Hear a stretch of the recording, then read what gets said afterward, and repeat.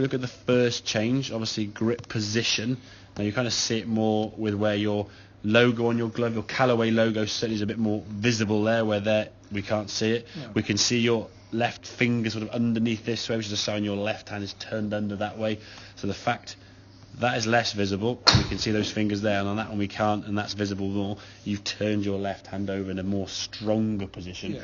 Get yourself in a position where that club face can come back in a more square position, facing kind of towards target, as opposed to facing maybe off to the right there, okay? Yeah. Now in terms of the takeaway, as we said, the club wants to kind of go back, almost the feeling like you're sort of taking the club back a little bit hooded is the sort of the norm would suggest, okay? But as you go back with your arms and hands there now, as the club gets back down to this position here, there's been no forearm twist, no sort of lift or scoop or hinge, and the angle now is coming from the right elbow softening.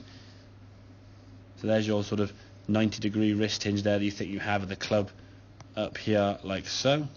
Okay, that's fine. And then top of the backswing here now, you said it's a little bit restricted, okay? If we look at kind of how far that club has gone there compared to before when you had a bit more of a wrist, it's not massively much more. But hang on.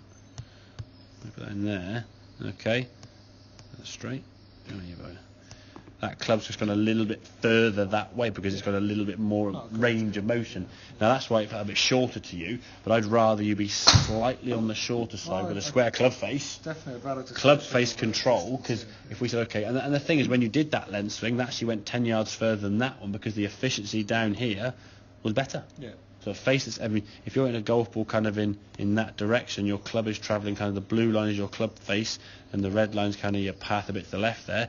The ball's going a long way in that direction. If your club face is aiming over here and your path is that way, you might have more club head speed going this direction, but you're going to lose power going that way because the ball is sort of just spinning high and spinning off to the right there. So by getting a better club face position helps you come back to the ball and square that club face up now. So as you come back into impact, again, good strike of the ball there now. Left arm, left wrist, nice and flat. Just so you sort of come into the golf and have a good sort of back of that left arm.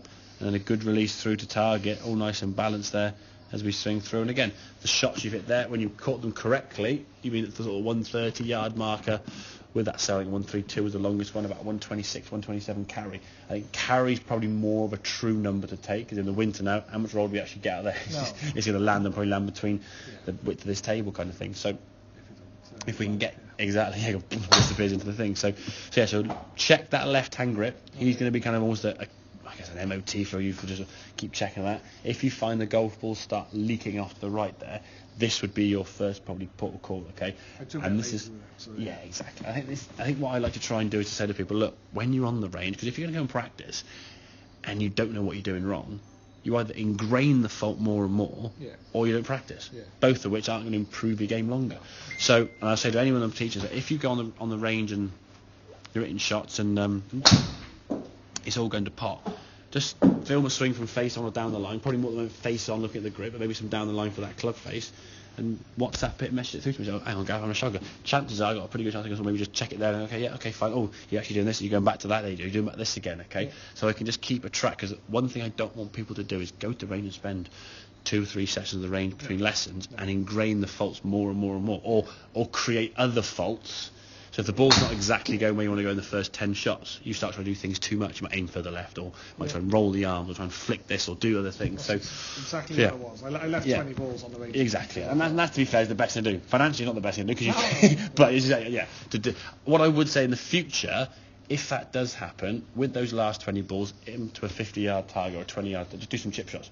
Just get something out of them, so you can actually get some confidence with, because striking the ball, because even if you're a bit open with the club face, or you're losing the face control, over 20 yards, it won't be that far offline. No. So still look a reasonable shot, and you're walking a little bit more of your head held high kind of thing, rather than just giving up kind of mentality.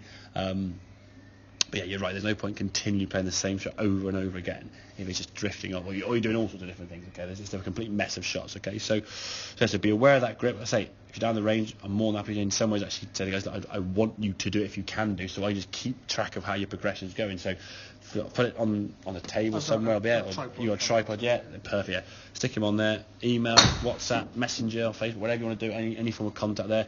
Any time of day or night, to be fair, I'm on my phone pretty much most of the time. If I'm on my phone, I'll reply back. If I'm not, I'll be asleep. So I'll see you next. But that kind of don't think, it's a bit.